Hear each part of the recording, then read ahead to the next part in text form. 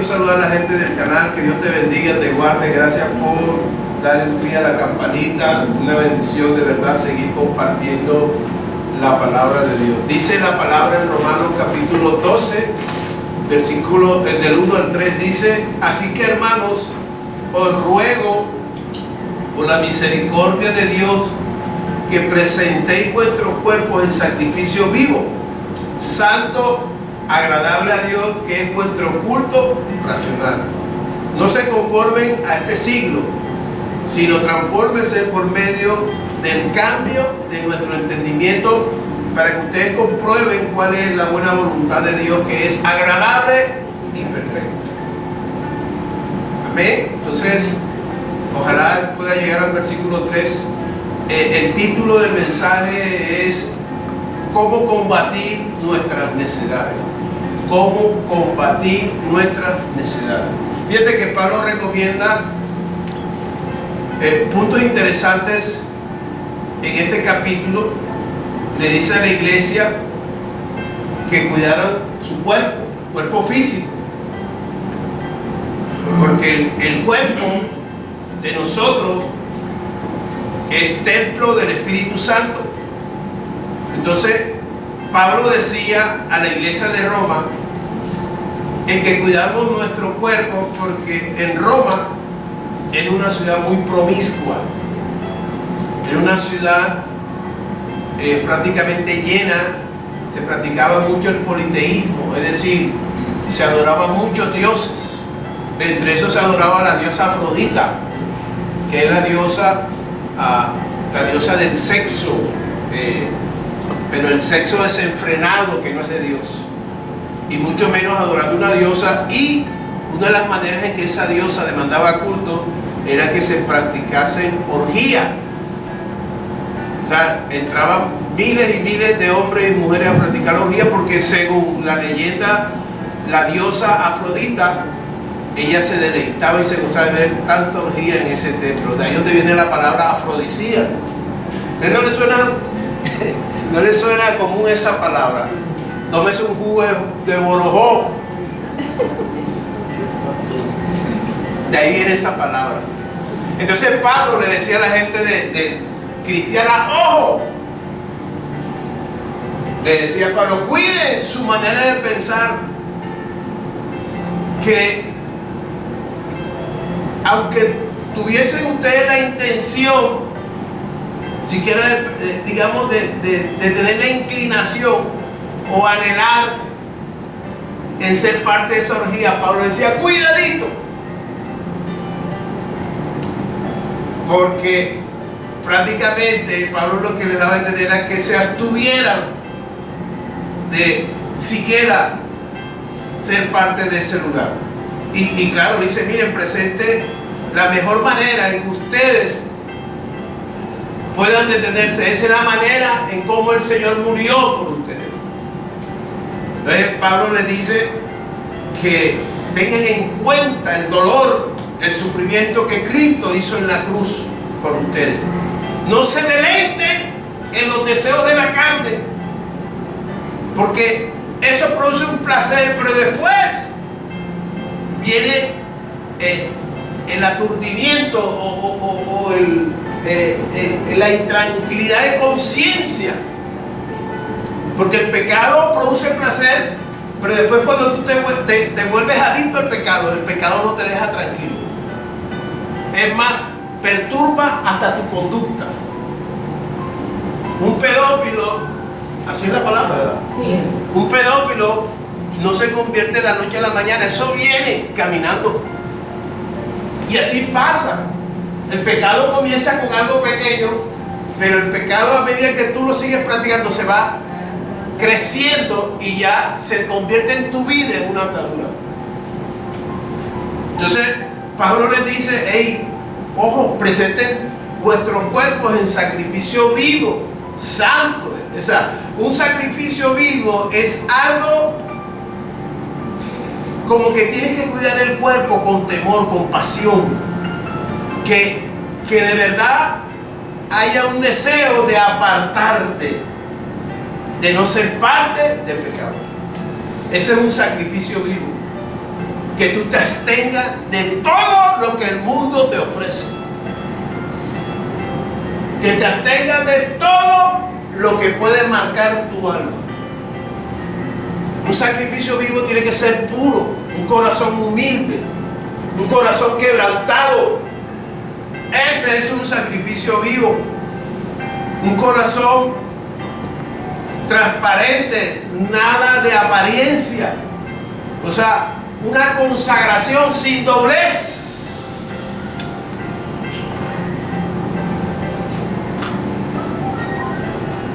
Es apartarse de toda clase de impureza.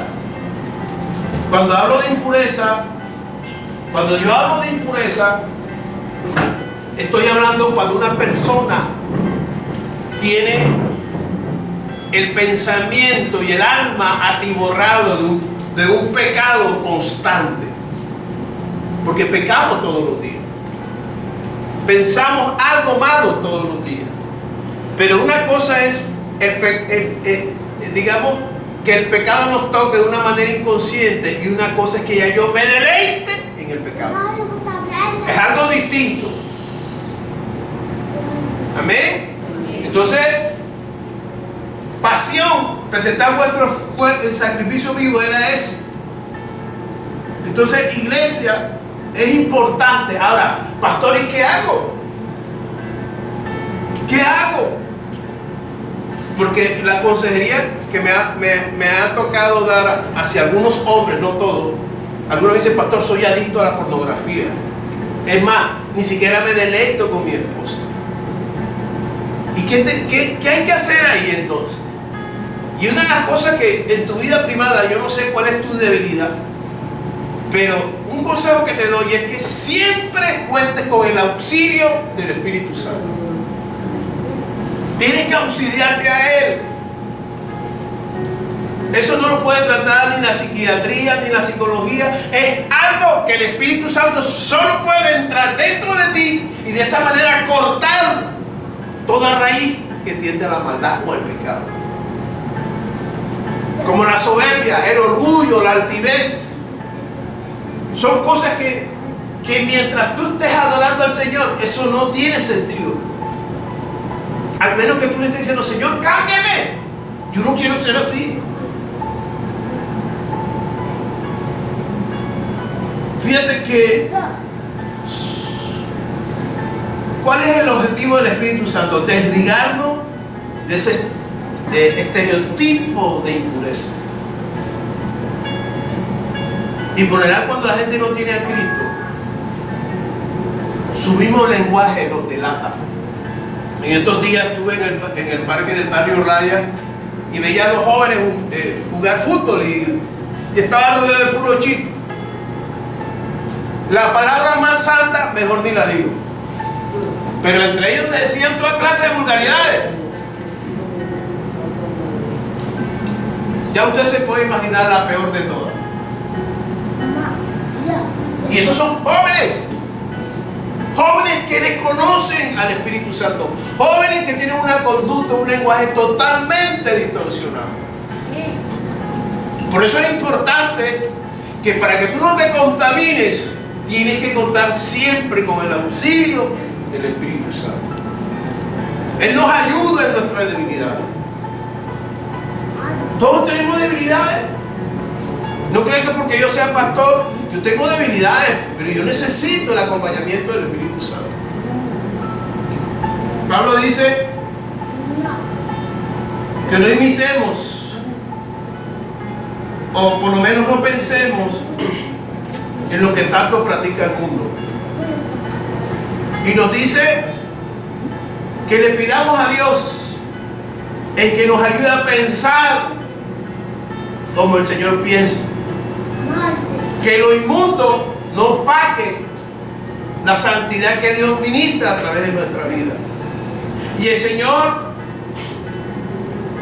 ¿cuál es lo que quiere Dios? O nuestro deseo es que el Señor nos ayude a pensar de una manera digna. Diga conmigo, digna. Digna. Cuando tú y yo pensamos de una manera digna, quiere decir que es rico, es una experiencia de la llenura del Espíritu Santo. Cuando hay llenura del Espíritu Santo, nuestra manera de pensar cambia. Entonces, cuando yo tengo la llenura del Espíritu Santo, entonces me es más fácil agradar a Dios. Agradar a Dios en todo. ¿Y qué significa agradar a Dios? Significa en hacer su voluntad, que es agradable y perfecta. ¿Cómo es la voluntad de Dios? Agradable y perfecta. ¿Y qué es eso? Bueno, agradable y perfecta es que cuando yo hago la voluntad de Dios, ¿qué produce en mi vida? Produce tranquilidad, relax. Amén. Es una bendición. Cuando todo viene de Dios, las bendiciones de Dios se dejan disfrutar. Las bendiciones de Dios se dejan disfrutar porque no añaden tristeza. Amén. No añaden tristeza. No producen ansiedad. Antes, por el contrario, estás agradecido con lo que Dios está haciendo en tu vida. Tenemos que caminar en lo sobrenatural. Tenemos que dejar de pensar tanto en este mundo temporal. Entre más te desprendas de este mundo temporal, te hablo desde el punto de vista de pensamiento, tu calidad de vida cambia, tus emociones cambian, tu manera de actuar cambia, porque estás lleno de Él. ¿Y cómo sé que estoy lleno del Espíritu Santo? Cuando la gente te empieza a molestar o a ofender y tú tienes tanta madurez, tanta templanza, tienes tanto dominio propio, que nada de lo que la gente te diga te perturbe. Porque si tú eres de esos que depende de lo que la gente diga o de lo que la gente opine de ti, entonces te vas a secar, te vas a morir. Le estás dando placer a la carne. Y cuando tú le das placer a la carne, entonces vienen los odios, los resentimientos, el ojo por ojo y el diente por diente.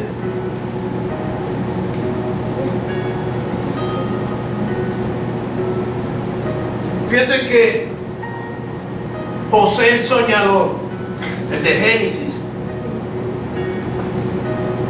a pesar de ser un hombre de poder, supo manejar el poder. Pero el poder que yo no te estoy hablando no es el de estar al lado del faraón, no.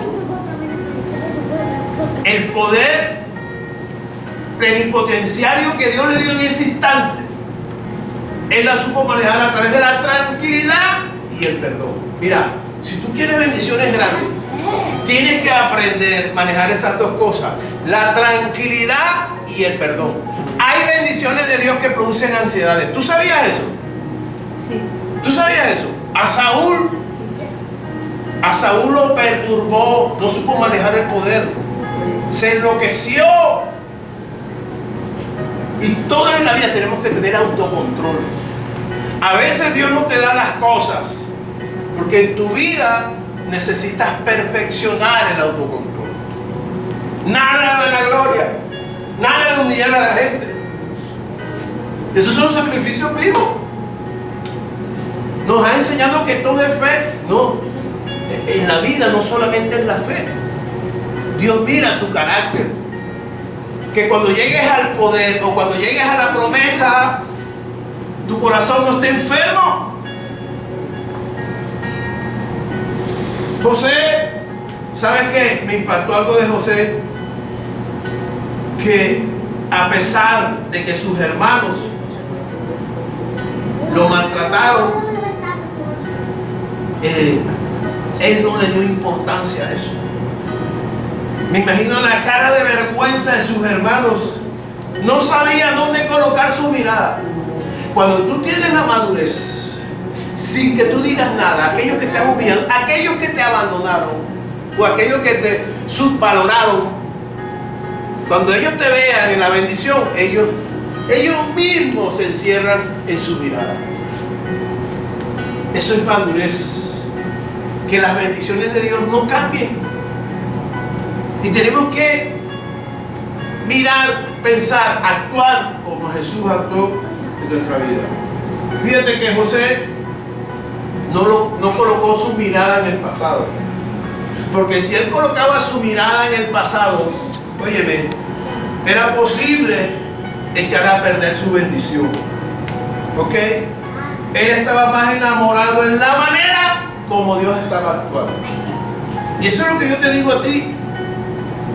Suelta ese pasado y enamórate de lo que Dios va a hacer hoy y después en tu vida. Amén. El pasado a veces no nos deja avanzar. Pastor, es que mi papá me dejó, mi mamá me abandonó. Y bueno, tienes que decirle al Espíritu Santo: despójame de esos momentos que marcaron mi vida. Fíjate que cuando José estaba en el trono, ya él tenía un pensamiento renovado. Ya él tenía la mente de Dios. Y cuando tú y yo tenemos la mente de Dios, eso nos da seguridad. Eso nos da seguridad de enfrentar. Porque cuando tú te conviertes en un líder, tú tienes que prepararte, porque no a todo el mundo le vas a agradar. Sin embargo, para mantener un pensamiento renovado, como dice Pablo, es importante seguir escudriñando la palabra. Recuerda que la palabra nos guía, la palabra nos impulsa hacia el plan perfecto que Dios tiene para ti. ¿Cuál es tu guía? La palabra. Usted no puede depender de un domingo aquí. Usted tiene que depender de la palabra todos los días. Diga el que está al lado: todos los días tienes que leer la palabra.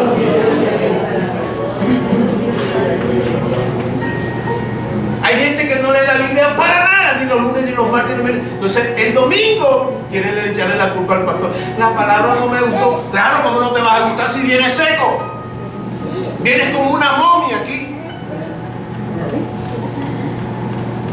¿Cómo estuvo el culto? Ay, más o menos medio aburrido. Ya yo miraba hasta reloj. El problema no es la palabra ni es el pastor, eres tú, que no lees la palabra. La palabra es la que te transforma, te renueva.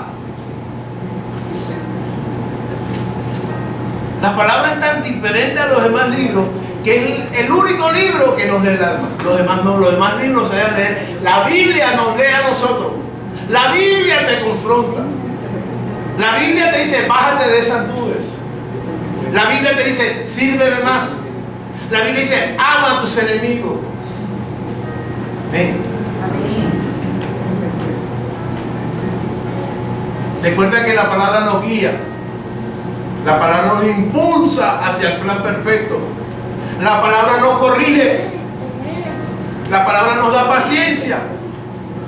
Deja que la palabra te transforme y que tu vida sea renovada una y otra vez. Es un proceso de toda la vida para el creyente. Óyeme, escúchame, es un proceso para toda la vida. Yo estoy en proceso. Hay actitud de las ovejas que me dan ganas de cogerlas por aquí, pero Dios me trata el proceso. Cálmate, pastor. ¿O no?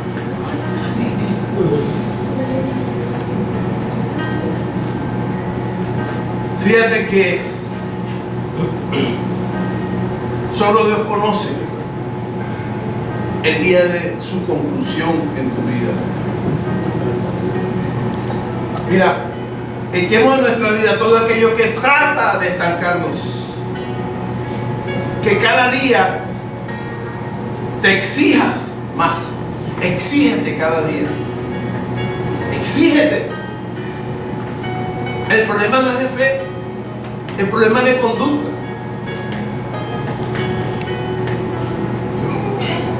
Nunca pierdas de vista el llamado de Dios. Óyeme, tú tienes que ascender. Todos los días tienes que ascender. Todos los días tiene que haber un progreso espiritual. En tu vida todos los días tiene que haber un desarrollo espiritual. Cuando tú alcanzas el desarrollo espiritual, te es más fácil manejar el mundo temporal. ¿Tú no sabes cuenta por qué la gente se quita la vida? Porque el mundo temporal se le salió de las manos. Y no creen tanto en ellos como no hay palabra, ellos pierden el sentido de la vida y para ellos no hay esperanza. Pero tú y yo sí tenemos esperanza. Amén.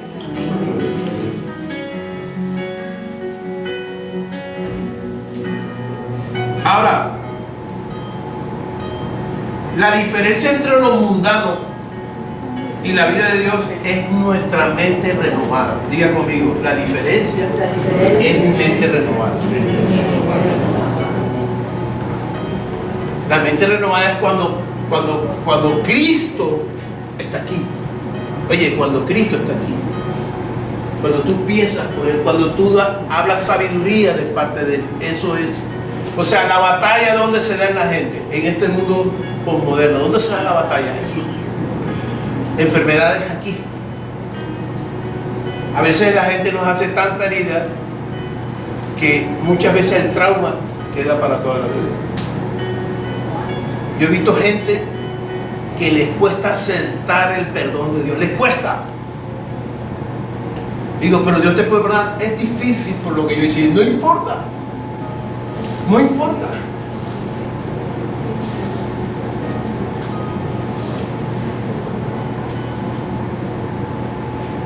Fíjate que Dios le dio un privilegio a Israel de manifestarse en vivo y en directo en el monte Sinaí.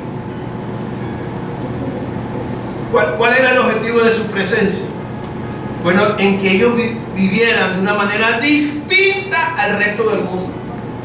Recuerden que las naciones que estaban alrededor de Israel sus cultos eran profanos, inmundos, y lo peor que eran cultos dedicados a los demonios. Pero Israel amó más la sabiduría de lo profano que la sabiduría de Dios. Y claro, estaban trabajando, los de Israel estaban prácticamente sujetos al sistema o estaban esclavos a la forma de vivir del mundo. Por eso Dios los atormentó. Por eso Dios los echó de su tierra. Hay momentos Dios tiene la facultad de desterrarte la bendición tuya si quieres. Cuando tú no te quieres sujetar la voluntad de Dios, entonces Dios te empieza a quitar lo que es más preciado para tu vida. Porque queremos hacer la voluntad. Es que me conviene más de este lado. ¿Y quién te dijo que tú piensas mejor que Dios?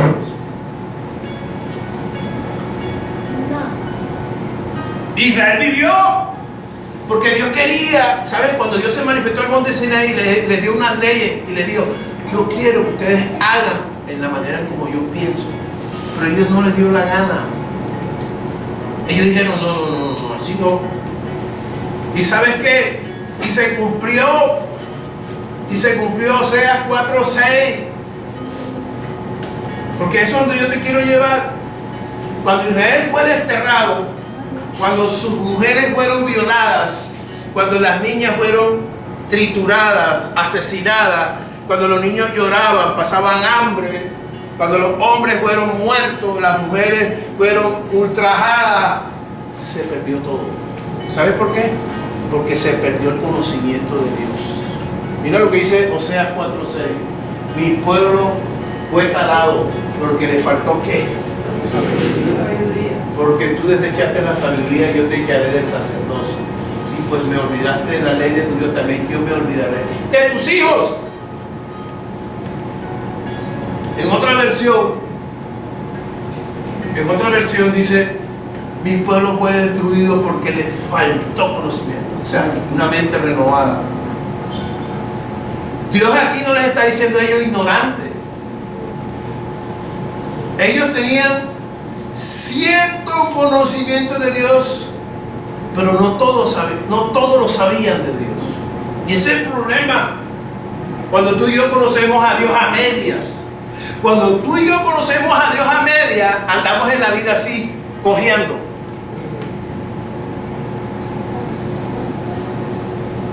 Y por eso hay tanta inestabilidad emocional en este mundo. Y por eso hay tanto divorcio. Y por eso hay tanta violencia en Colombia. Porque a este país No le hace falta un presidente de la derecha ni de la izquierda, no. A este país le hace falta el conocimiento de la palabra de Dios. Y ahí lo está diciendo él.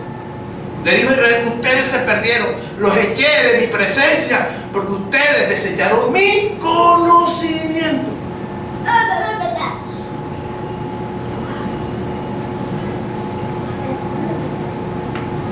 ¿Sabes? Cuando hace falta conocimiento hay grandes pérdidas. Repite conmigo, cuando hace falta de conocimiento hay grandes pérdidas. Como tú no tienes el corazón lleno de Dios, o cuando la gente no tiene lleno el corazón lleno de Dios, Dios no aplica el perdón. Como no lo estoy leyendo, ni como estoy renovando mi mente. Entonces, cuando alguien me hiere, dice, de que me la vas a pagar, me la vas a pagar. Pero cuando hay renovación, tranquilo que no pasa nada.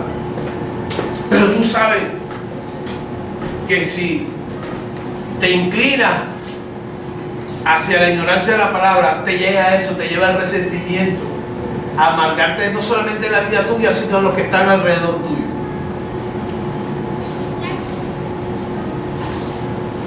La mayoría de este pueblo tenía un conocimiento escaso de la palabra. Y no debemos sorprendernos. ¿Saben por qué? Porque hay una conexión entre conocer a Dios y conocer las palabras. Son dos cosas que no se pueden separar. Es como el H2O, como el agua. Dice el Salmo, ¿saben? Algunos dicen que la palabra es aburrida, que la palabra de Dios es difícil de entenderla y que no es tan necesario acercarse a la palabra, porque la palabra no nos acerca a Dios. ¿Quién dijo eso? Si para Dios y la palabra, ellos están vitalmente conectados. Lo uno no puede vivir sin lo otro. Es más, Jesucristo dijo, cielo y tierra pasará, pero mi palabra no pasará. La palabra es el mismo. Por eso cuando Él te hace una promesa, Él la cumple, al menos que tú te alejes de Dios. Pero Él la tiene que cumplir porque Él es veraz, Él es verdad en sí mismo. Dice el Salmo 138, versículo 2. Dice, porque has engrandecido tu nombre y tu palabra sobre todas las cosas. Tremendo. Dice, fíjate que ahí están los dos conectados, la palabra y Él. Por eso cuando en estos días alguien me dijo, pastor, cumplimos 4 años de tener un hijo. Y él estaba feliz, me lo mandó y dice 4 años, porque la doctora nos dijo a mi esposa y a mí que no podíamos tener hijos. Ella tenía un problema X, yo tenía un problema Y, y salimos destrozados.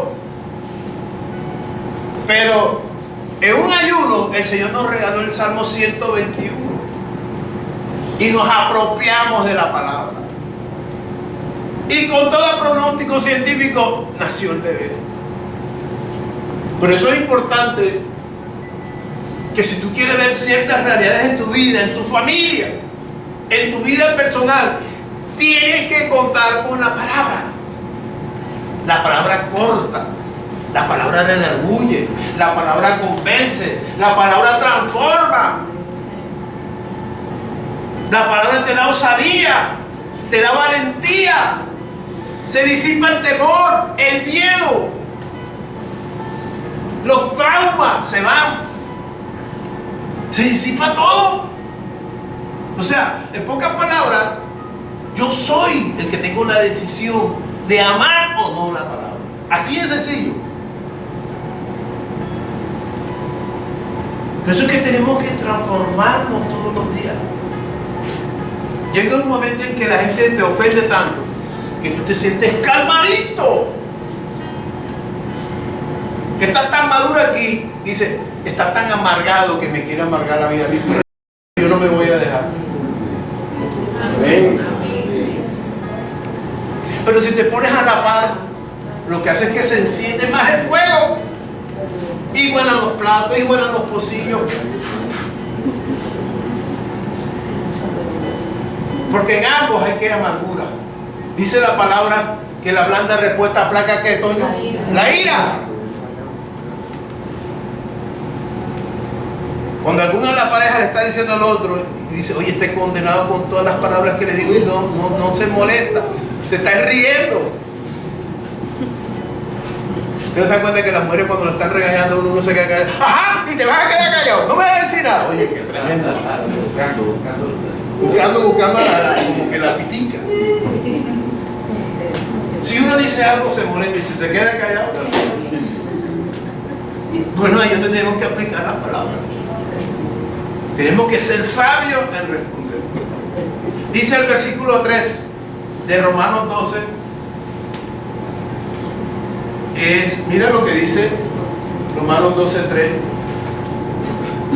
que es interesante. Dice, porque en virtud de la gracia que me ha sido dada, digo a cada uno de vosotros, que no piense más alto de sí que lo que debe pensar, sino que piense con buen juicio, según la medida de fe que Dios ha distribuido en cada uno. Mira qué interesante. Una mente renovada nos lleva a pensar más en los demás, en sí mismos. Mira lo que te dice. Porque en virtud de la gracia que me ha sido, digo a cada uno de ustedes, que no se crea más que los demás, lo que está diciendo Pablo. Es importante hacer una pregunta.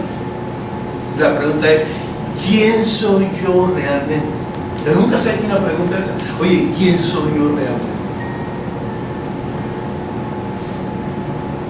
En esta vida hay dos tipos de personas en cuanto a su conducta. El primer grupo de personas son los que piensan en ellos mismos siempre. Ese es el primer grupo.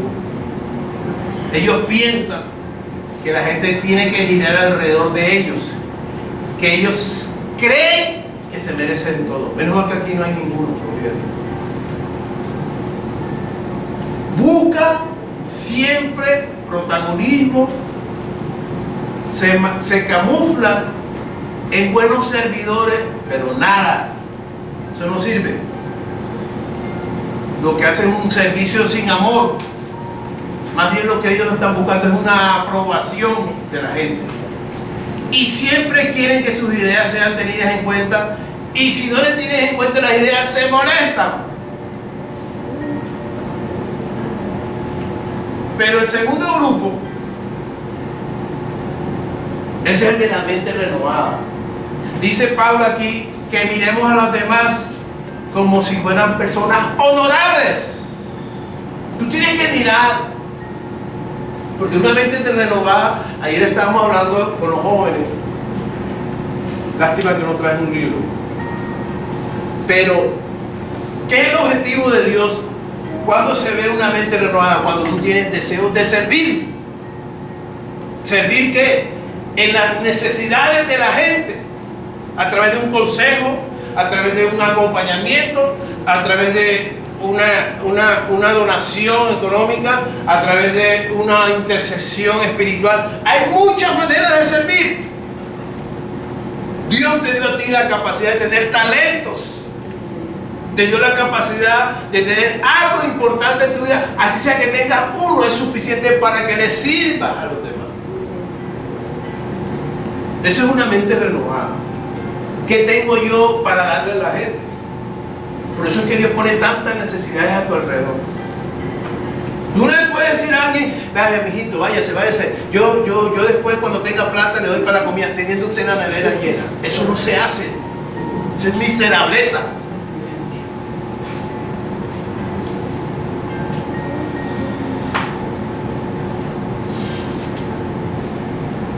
¿Y sabes qué? Que Pablo nos dice que miremos a las personas de una manera digna, es decir, que siempre estemos dispuestos en servirle hasta donde nosotros podamos. El servir a los demás para ciertas personas del mundo es sinónimo de un carácter débil. El mundo tiene un estereotipo del que el que más manda y el que más le sirve, ese es el que tiene el poder. Ese es el mundo. En el reino de los cielos es distinto. El que más sirve es el que tiene el poder delante de Dios. ¿Me copian? Desde que somos distintos. Por eso Santiago dice: el que ama al mundo es enemigo de Dios, porque el mundo siempre hace lo contrario de lo que Dios está diciendo. El servir a los demás para ciertas personas es sinónimo de carácter débil, es sinónimo que es el menos importante entre los importantes. Es algo que el mundo nos vende de una manera totalmente equivocada. Jesús dijo: los gobernantes de este mundo se enseñorean de las naciones, mas en mi gobierno no será así. El que quiera ser de verdad grande, ese debe ser el mejor servidor.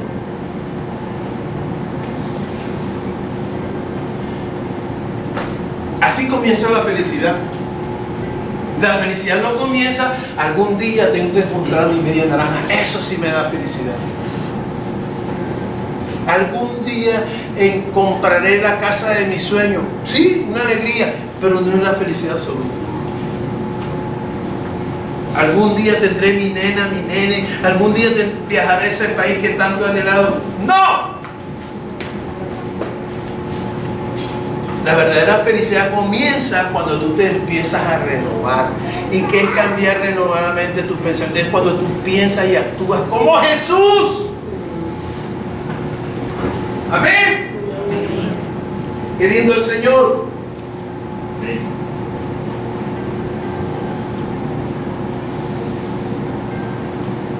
¿Por qué Jesús puso este ejemplo de que los gobernantes de este mundo se enseñorean? ¿Ustedes no se dan cuenta que algunos congresistas, directores de ciertos organismos, se creen los chachos, los altivos? Y Jesús puso este ejemplo porque, ¿sabes qué? Sus discípulos estaban en discordia en quién sería el más importante. O sea, parecían unos niños peleando juguete nuevo. Entonces, para evitar estos malos ejemplos delante del Señor y delante de la gente débil en la fe, pues Pablo da énfasis en Efesios 5, 1 y 2. Dice: sé pues imitadores de Dios como hijos amados, y andad en amor como también Cristo nos amó y se entregó a sí mismo por nosotros. Ojo lo que te voy a decir. Ojo lo que te voy a decir. La clave de ver a los demás como gente honorable es imitar la humildad de Cristo. ¿Ok? Es imitar la humildad de Cristo. Es transmitir lo que Cristo transmitió, perdón, valga la redundancia, con sus acciones, sus obras, su amor y su sacrificio. Hay un libro que yo les recomiendo a ustedes que se llama, que mi suegro lo ha leído y varios aquí, se llama La Paradoja. Se lo recomiendo. Un grupo de empresarios norteamericanos que ellos pensaban que la felicidad era la plata, el dólar. Sacrificaban sus domingos, sus festivos, con tal de ganar dólar. Y llegó un momento en que uno de los grandes empresarios se metió en un monasterio. Es un libro pseudo-cristiano. Pero lo que al final termina ese libro, ¿sabe la conclusión del libro? Es eso: el servicio a los demás. Nos cuenta eso. Porque como no lo enseñan en la universidad, y como no nos enseñan en el colegio, y como nuestro papá nos decía: vaya, estudie, tiene que ser alguien en la vida, mira a su prima, cómo han prosperado, usted también. Entonces eso lo tenemos aquí.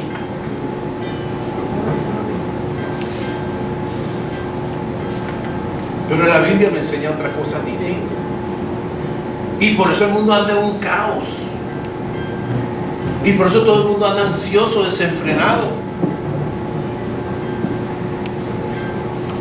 Y todos estos días me ha tocado a mí estar orando con gente con problemas que tienen su alma perturbada. Algunos están en clínica psiquiátrica.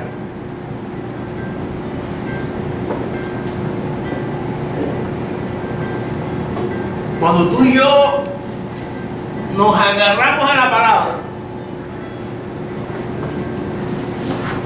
usted no tiene idea lo que usted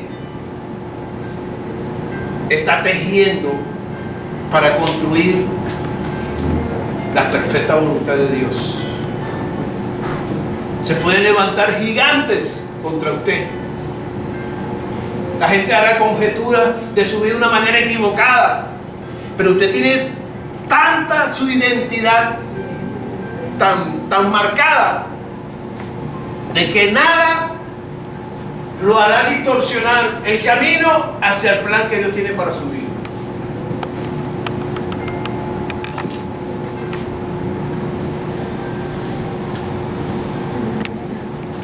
Cuando tú y yo imitamos a Cristo, es la mejor manera de combatir nuestras necedades. Combatir nuestras necedades. ¿Y cuáles son nuestras necedades? El egoísmo, la vanagloria. Son estilos de vida que nos alejan de honrar al Señor. Por eso la Biblia dice: yo al altivo lo miro de lejos, mas el humilde halla gracia delante de mí. El humilde es aquel que vive para el Señor, piensa para el Señor. Y cuando tú practicas lo que el Señor dice, las puertas se te abren solitas y Dios va emparejando tu vida. Cuando en tu vida hay trastorno de ansiedad, hay demasiada preocupación, es porque estás llevando la tarea mal. Estás llevando tú mismo las cargas. No te relajas. Yo aquí veo gente sentada y tiene los pies así. Esa es ansiedad. Amén. Ansiedad. Cuando usted está en la cocina, pobre nevera dice: oye, déjame descansar. Al cuarto, otra vez, pobre nevera, todo el día de... Claro, ansiedad. Cuando te estás comiendo las uñas, cuando tienes al pobre televisor triste, dándole todo el día, y de repente el pobre celular, ansiedad.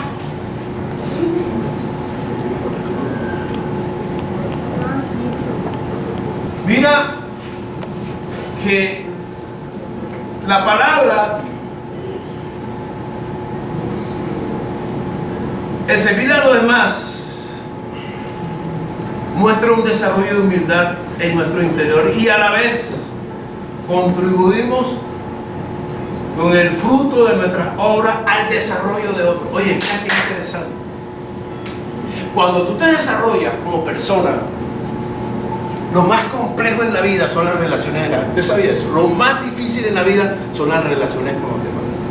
Ni el mismo Jesús, con todo lo perfecto que era, tuvo problemas con los fariseos, con los escribas, hijos de la perdición, le decían borrachón, joven, de todo. Si tú tratas de agradar a este grupo, entonces este te cuestiona. Y si tú agradas acá, entonces estos también te cuestionan. Es difícil.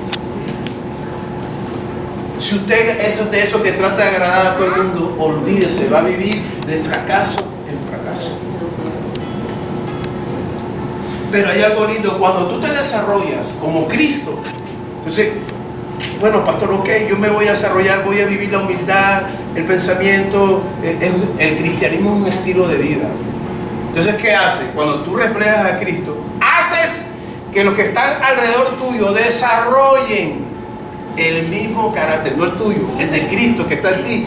Lo hace que los demás desarrollen su mismo carácter, no el tuyo, el de Cristo. ¿Me copian? Hay dichos que dicen, ¿cómo que dice una palabra? Que los ejemplos, ¿qué?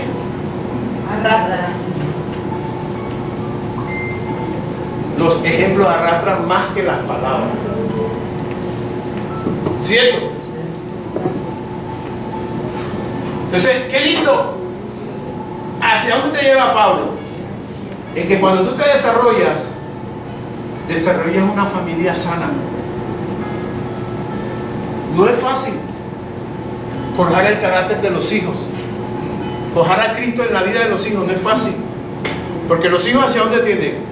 A como piensa la universidad, a como piensa el profesor de filosofía, a como piensan los agnósticos, a como piensan los científicos, a como piensan los evolucionistas, o como piensa la ultraderecha, o como piensa la izquierda progresiva, que son maneras equivocadas.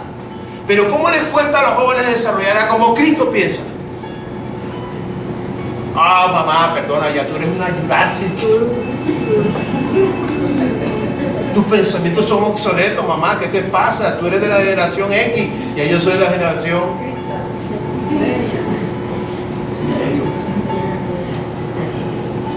Quieras o no, la Biblia nunca pasará de moda. ¿Sabe por qué? Porque la palabra tiene poder. Diga conmigo, la palabra tiene poder. Todo en esta vida temporal se va a acabar. Óyeme, todo. La agenda que tiene la ONU para el año 2030, ellos dicen, el dicho de ellos es: no tendrás nada y sé feliz. Algún día tus casas pasarán al gobierno, tus hijos pasarán al gobierno, tu cuenta de ahorro, tu cuenta corriente pasarán al gobierno. Eso está. Lo que pasa es que si usted entra a la ONU, a la página www, se ve todo tan lindo, pero detrás hay algo maquiavélico. Lo que pasa es que uno tiene que tener la mentalidad de Cristo para uno ver y discernir. Ellos aparentan una falsa piedad, pero no es así. Nosotros tenemos que prepararnos como iglesia. En que ellos, cuando ataquen, porque ellos van a coaccionar a la iglesia, la van a oprimir, la van a cerrar. Tú tienes que pensar como la ONU piensa. Por ahí les mandé a ustedes, en alguien que trabajó en la ONU, cómo trabajan ellos en su manera interior. Ayer estaba hablando con alguien que trabajó con la OEA y dio ciertas características que de verdad que el mundo piensa de una manera antagónica como lo piensa Cristo. Por eso que somos el mundo y nosotros somos agua y aceite. Somos distintos. Si usted no se agarra de Cristo, el mundo lo arrastra, se lo lleva. Y se lo lleva más rápido que los arroyos de Barranquilla. Por eso que usted tiene que comer palabra.